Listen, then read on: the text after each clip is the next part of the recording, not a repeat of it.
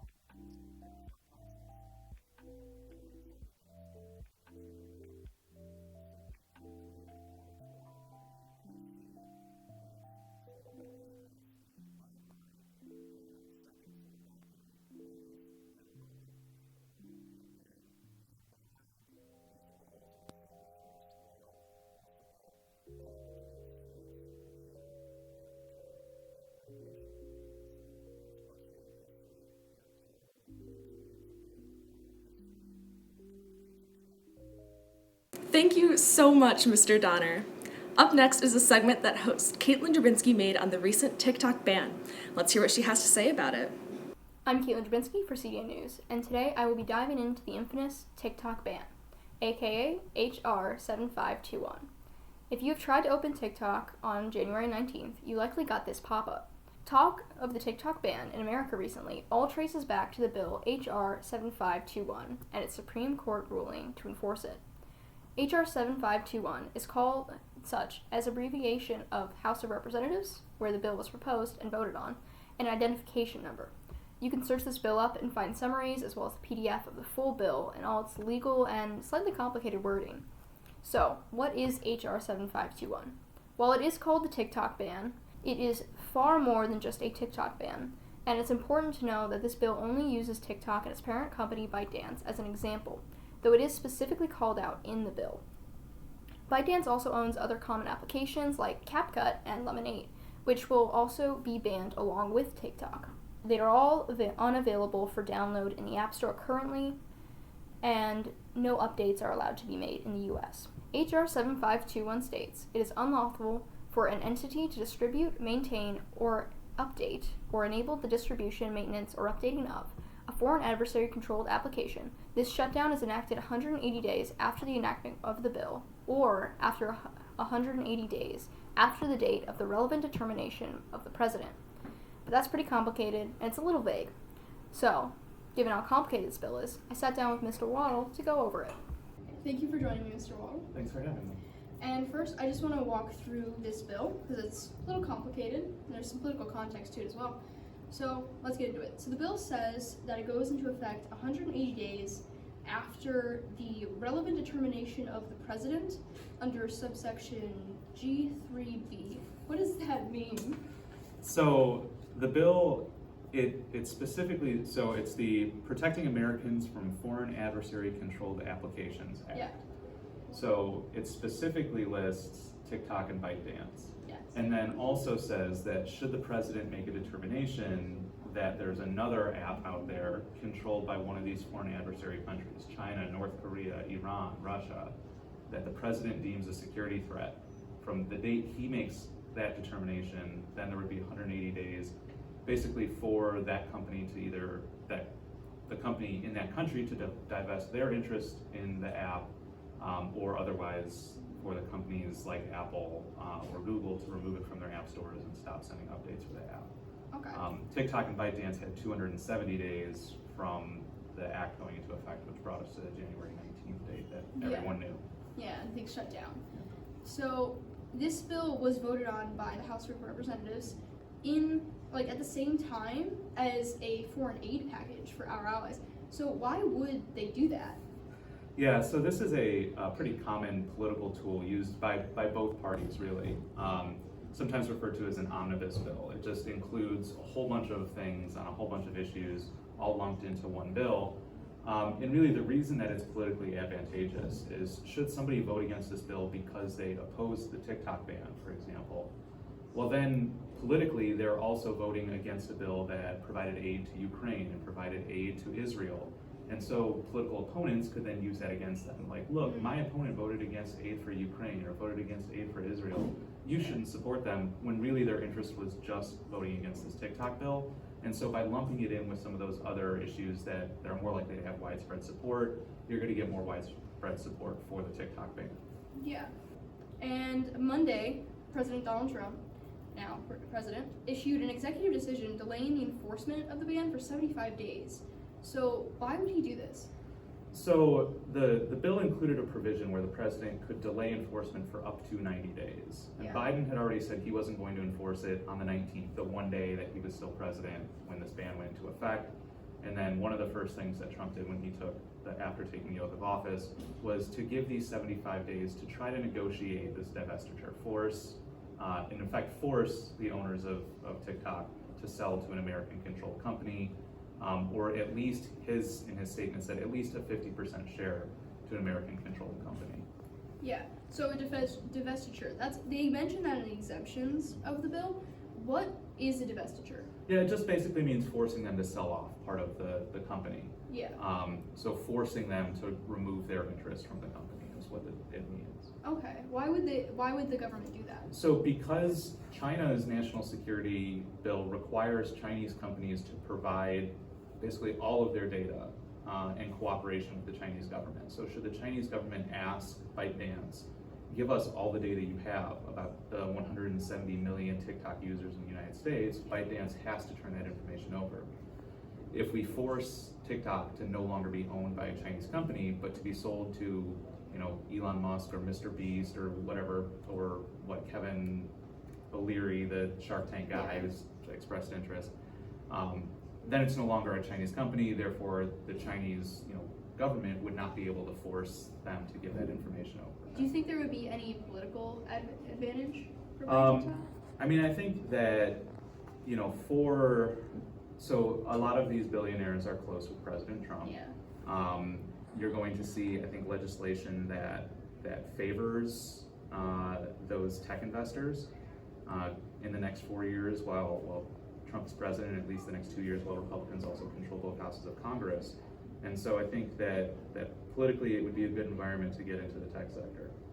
Why would the government pass this bill instead of a bill that just protects data collection and selling from Americans?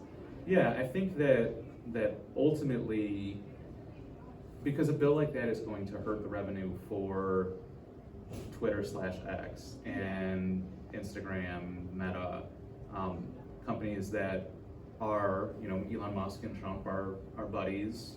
Zuckerberg's trying to get his way, close to Trump. Legislation that restricts those social media companies from collecting that information at all would hurt their bottom line, because then you don't have targeted ads, so you can't charge your sponsors as much for their ads. Therefore, you're not making as much ad revenue. And ultimately, I don't see Trump, who has promoted himself as pro at least this tech business sector and pro business more in general, doing something that would hurt those businesses. And so going about it this way, where it is a national security interest, which our federal government has really broad discretion in how it defines national security interests, and then great power in what it can do to protect our national security interests. Yeah.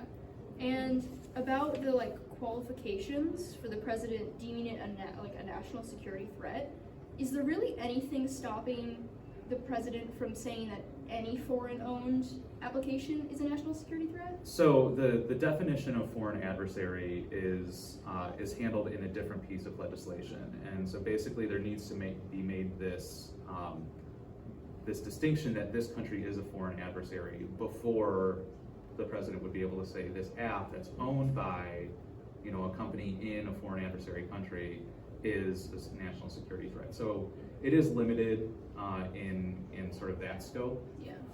But as far as if it's China, Russia, Iran, North Korea, the president can say yes, this is a national security threat, regardless of the nature of the app. Yeah.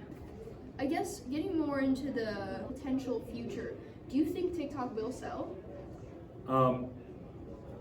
This is more of a guessing. Right, it's outside of my expertise of chief political analyst and chief legal analyst, but ultimately I think there's too much money involved. I think they're ultimately going to make that decision to sell or come to some kind of agreement. TikTok has offered to store the data for their American users in a separate data center. Okay. In the United States, maybe the president agrees to those terms, something like that, where he no longer deems TikTok a national security threat. Okay. And I think that's all I have to ask you. Thank you for being here. Yeah, thank you for having me. As many of you already know, last week a Google form was sent out asking Carmel students for their thoughts about the TikTok ban. I wanted to see what people knew and thought, and how many people cared. Roughly half the responses were from people that said they didn't use TikTok, usually opting for Instagram Reels or YouTube Shorts instead, or just simply didn't care about the ban. Many of the responses highlighted the content creators' incomes being threatened, and saying that the government has more important things to worry about, many specifically naming gun safety laws and data collection of other social media apps. Some people mentioned downloading RedNote or Xiaohongshu, which is a Chinese social media app that is actually heavily censored by the Chinese government. The app ad actually started quickly hiring English-speaking censors to the app in response to over 500,000 downloads from TikTok refugees in America.